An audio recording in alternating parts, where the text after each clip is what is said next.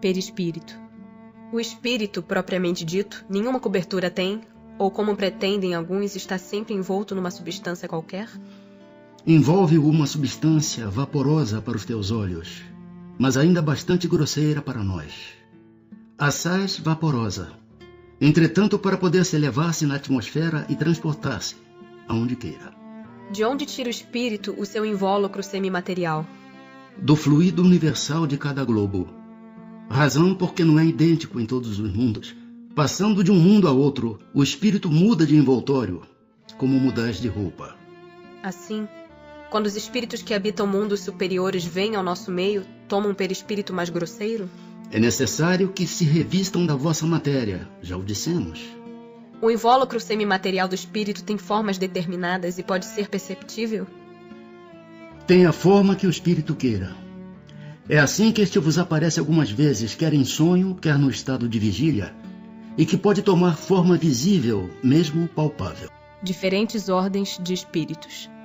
São iguais os espíritos, ou há entre eles qualquer hierarquia? São de diferentes ordens, conforme o grau de perfeição que tenham alcançado. As ordens ou graus de perfeição dos espíritos são em número determinado? São ilimitadas em número, porque entre elas não há linhas de demarcação traçadas como barreiras, de sorte que as divisões podem ser multiplicadas ou restringidas livremente. Todavia, considerando-se os caracteres gerais dos espíritos, elas podem reduzir-se a 3 principais. Na primeira, colocar-se-ão os que atingiram a perfeição máxima, os puros espíritos. Formam a segunda os que chegaram ao meio da escala. O desejo do bem é o que neles predomina. Pertencerão à terceira os que ainda se acham na parte inferior da escala, os espíritos imperfeitos. A ignorância, o desejo do mal e todas as paixões más que lhes retardam o progresso, eis o que os caracteriza. Os espíritos da segunda ordem, para os quais o bem constitui a preocupação dominante, têm o poder de praticá-lo? Cada um deles dispõe desse poder de acordo com o grau de perfeição a que chegou. Assim, uns possuem a ciência, outros a sabedoria e a bondade. Todos, porém, ainda têm que sofrer provas. Os da terceira categoria são todos essencialmente maus? Não. Uns há que não fazem nem o mal nem o bem. Outros, ao contrário, se comprazem no mal e ficam satisfeitos quando se lhes depara a ocasião de praticá-lo. Há também os levianos ou estouvados, mais perturbadores do que malignos, que se comprazem antes na malícia do que na malvadez, e cujo prazer consiste em mistificar e causar pequenas contrariedades, de que se riem. Progressão dos espíritos. Os espíritos são bons ou maus por natureza, ou são eles mesmos que se melhoram? São os próprios espíritos que se melhoram, e melhorando-se passam de uma ordem inferior para outra mais elevada. Dos espíritos, uns terão sido criados bons e outros maus? Deus criou todos os espíritos simples e ignorantes, isto é, sem saber. A cada um deu determinada missão com o fim de esclarecê-los e de os fazer chegar progressivamente à perfeição, pelo conhecimento da verdade, para aproximá-los de si. Nesta perfeição é que eles encontram a pura e eterna felicidade. Passando pelas provas que Deus lhes impõe, é que os espíritos adquirem aquele conhecimento. Uns aceitam submissos essas provas e chegam mais depressa à meta que lhes foi assinada.